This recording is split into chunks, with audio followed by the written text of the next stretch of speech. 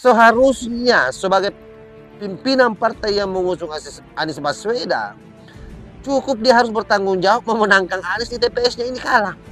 Lalu berharap di tempat-tempat lain menang. Kan gila ini. Justru ini sebenarnya pembodohan. Masa Surya Paloh kalah di TPS-nya? Nah inilah situasi yang kita hadapi, realitas politik yang ada hari ini. Bahwa memang Prabowo ini menang bukan karena kecurangan. Memang kehendak rakyat, kehendak Tuhan. Tapi faktanya dia presiden dicintai rakyat, mati lu. Approval ratingnya hari ini untuk di Pulau Jawa ini 82%. Di Jawa Barat 73, di Jawa Tengah 92. Approval ratingnya. Kita mau ngomong apa? Kita mau ngomong apa? Gitu. Jadi orang ini dianggap orang baik loh Pak. Jangan salah loh. Jangan pernah ngelawan orang baik loh Pak. Ini rumus dari kakek saya. Jangan lawan orang baik. Yang kedua, jangan lawan orang cantik. Kalah kau Pak sama orang itu. Jadi jangan serang Jokowi, rugi kau. Oh, rugi. Bukan aku pro Jokowi loh. Ini ilmu saja. Ini just ilmu. Ilmu kehidupan. Assalamualaikum warahmatullahi wabarakatuh. Om Swastiastu, Namo Buddhaya, salam kebajikan. Sahabat-sahabat 9.0 TV dimanapun juga berada yang saya cintai. Saya masih di tempat yang sama ini, masih ada di tengah-tengah kebun. Ini di samping saya di sana ini adalah tanaman jagung ini. Kemudian di samping kiri saya di sini ini luas juga ada sekitar 8 hektar ini tanaman kacang panjang ya. Sahabat-sahabat dimanapun juga berada, saya sebenarnya berupaya mencari informasi di TPS mana kira-kira Caimin atau Pak Ganjar menang. Nah ternyata kemudian setelah saya flashback sesuai dengan video yang disampaikan tadi di awal itu, bahwa memang melawan orang baik itu bahaya karena memang hampir kedua paslon ini baik Anies maupun Ganjar itu jor-joran ingin menghabisi Pak Jokowi. Apa yang terjadi? Betul-betul power masyarakat itu tidak terukur dan di mana-mana. Kemudian masyarakat yang awalnya boleh jadi mau mendukung Pak Anies Baswedan ataupun Pak Ganjar Pranowo justru antipati terhadap keduanya dan mendukung Pak Prabowo. Ya, mungkin karena Pak Prabowo dianggap sebagai orang yang bisa melanjutkan kebaikan-kebaikan yang dilakukan oleh Pak Jokowi untuk bangsa Indonesia ini. Ya, kalau kita bicara bangsa Indonesia, pasti bicara soal rakyat Indonesia. Nah, beberapa titik yang sudah melakukan PSU, kalau kita bicara PSU, termasuk di Demak itu ada 114 TPS di sana. Juga itu kemudian mengunggulkan Pak Prabowo. Jadi Pak Ganjar lagi-lagi kalah di sana. Padahal ini di kampungnya Pak Ganjar.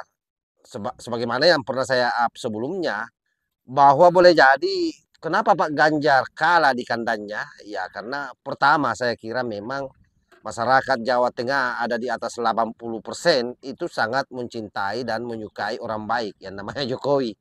Wajarlah kalau kalah, apalagi kalau Anies Baswedan pasti lebih rontok lagi di sana. Nah, ada satu yang menarik ketika kita kembali ke Jakarta di mana kandangnya Anies. Dan bahkan di sana tempatnya Pak Surya Paloh memilih. Ini yang paling luar biasa karena ternyata kalah telak juga Anies Baswedan di sana. Makanya sampai hari ini kadang-kadang saya bingung kalau mereka keluar-keluar di media sosial soal kecurangan, soal adanya manipulasi yang dilakukan oleh orang-orang KPU, kecurangan yang dilakukan oleh orang-orang yang ada di KPPS. Ini faktanya di TPS-nya Surya Paloh memilih juga kalah Anies Baswedan. Ini yang paling membuat kita miris. Sudah dia pernah menjadi gubernur di sana. Tentu kalau ukurannya itu ya kandangnya Anies Baswedan.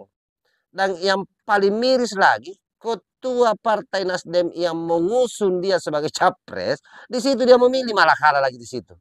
Jadi memang tidak ada yang tersisa. Kalau di titik-titik yang saya sebutkan itu saja dia kalah, apalagi di kampungnya Caimin, di mana ibunya mencoblos, juga menang Prabowo di sana di Jawa Timur. Di Sampang Madura yang kita harapkan karena kampungnya Pak Mahfud pada saat PSU, juga Pak Prabowo yang menang di sana, kalah tolak Pak Mahfud, Pak Ganjar. Nah, fakta-fakta seperti ini harusnya membuat mata kita terbuka semua bahwa kecurangan yang disemprotkan oleh paslon nomor 1 dan paslon nomor 3 ini akal-akalan saja, hanya alibi sebenarnya pada kondisi untuk masuk di Mahkamah Konstitusi. Pada akhirnya nanti ini pasti tidak ada bukti-bukti yang dia bisa bawa ke MK. Dan pasti sidangnya nanti seperti dagelang persidangan saja ya. Kayak main-main. Kalau kita flashback ke belakang itu bagaimana sidang MK dulu.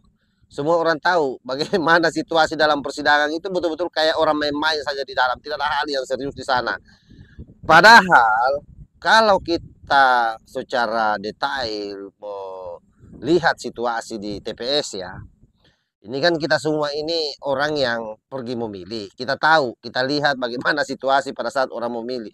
Betapa kotatnya orang masuk memilih. Ada saksi-saksi berjajar partai politik di situ. Dan mereka semua rata-rata pulang nanti pada saat sudah perhitungan suara dan ditandatangani C1-nya oleh KPPS. Dan itulah yang dibawa pulang. Makanya kalau ada orang yang bicara soal kecurangan, saya heran. Data apa yang dia pakai? Apakah ada 2 data yang dikeluarkan oleh KPPS? Atau 3 data? Karena 3 capres. Sehingga yang kalah ini merasa data yang dia pegang itu adalah data yang fiktif atau data yang bermasalah. Yang merupakan hasil rekayasa kecurangan. Inilah yang menjadi masalah di bangsa kita karena ada 2 tokoh nasional yang masuk menjadi calon presiden. Kok Blinger terpilih tetapi memusuhi orang baik. Orang baik siapa itu? Ya, lagi-lagi Pak Jokowi. Nah, kita kembali soal Surya Paloh ini. Orang yang luar biasa menyelamatkan Anies Baswedan. Sampai kemudian mendorong dia masuk menjadi calon presiden. Dan ternyata pada akhirnya di TPS di mana Surya Paloh memilih sebagaimana yang saya sampaikan tadi. Itu kalah, bos. Kalah. Nah, kita mau bicara apa lagi? Apakah masih layak kita percaya dengan ocehan-ocehannya terkait soal kecurangan itu?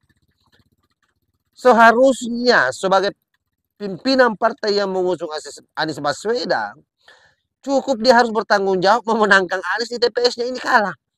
Lalu berharap di tempat-tempat lain menang. Kan gila ini. Justru ini sebenarnya pembodohan. Masa Surya Paloh kalah di TPS-nya?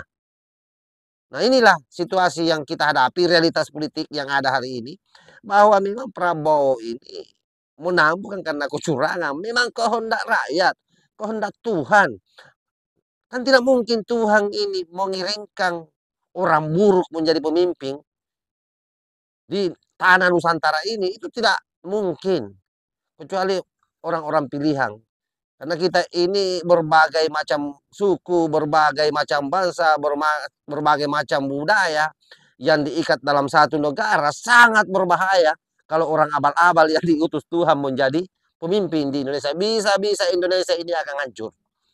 Jadi itu tidak akan mungkin sahabat. Jadi percayalah bahwa pilpres yang baru-baru kita lakukan ini betul-betul jujur ya. Karena sekali lagi semua TPS saya coba lacak suara kemenangan Caimin, Anies, Ganjar, Mahfud, aduh, yang kita harap-harap bisa menang di sana justru Pak Prabowo yang menang. Ya salah satunya ini di TPS Pak Prabowo ini tidak masuk akal. Prabowo menang di sana. Coba saya baca ya, kita baca sekilas saja poin-poin pentingnya. Ini dilansir di Media Pipa. Anies Caimin kalah telak di TPS tempat Surya Paloh mencoblos. Prabowo Gibran unggul. Nah ini tebal sekali ini beritanya ini. Coba lihat. Nah, saya baca ya. Sekilas saja ini poin-poin pentingnya. Berdasarkan pantauan perhitungan oleh tim KPPS setempat, paslon 02 Prabowo Subianto dan Gibran Rakabuming Raka memimpin dengan total perolehan 90 suara.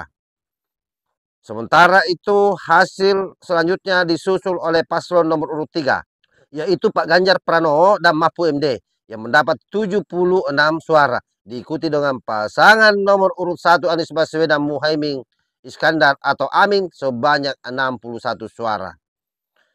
Sebelumnya, Ketua Umum Partai Nasdem Surya Paloh telah menggunakan hak suaranya di tempat pemungutan suara atau di TPS 8 Grogol Utara atau Jakarta Selatan. Dalam keterangannya, Surya Paloh optimis pesta demokrasi akan berjalan lancar. Harapan saya dan saya penuh dengan keyakinan pemilu untuk melaksanakan hak konstitusional hari ini akan berjalan lancar, ujar Surya Paloh kepada wartawan usai mencoblos pada Rabu 14 Februari 2024. Surya Paloh juga meyakini pasangan Anies Baswedan dan Muhaimin Iskandar akan memenangkan Pilpres 2024. Nah, ini yang saya maksud. Ini poin pentingnya. Jadi bayangkan Surya Paloh pasca dia menusuk di TPC itu sempat mengeluarkan pernyataan bahwa optimis Amin yang akan memenangkan Pilpres 2024. Sementara hari ini dia melakukan pernyataan, hari itu juga dihitung suara di TPS itu, kalah dia bos. Kalah telak. Itu artinya apa? Ya sudahlah, terima saja hasil Pilpres ini. Kita harus kembali sebagaimana yang selalu disampaikan selama ini oleh para elit, bahwa pesta demokrasi ini karena ini adalah pesta harus dirayakan dengan cara riang gembira.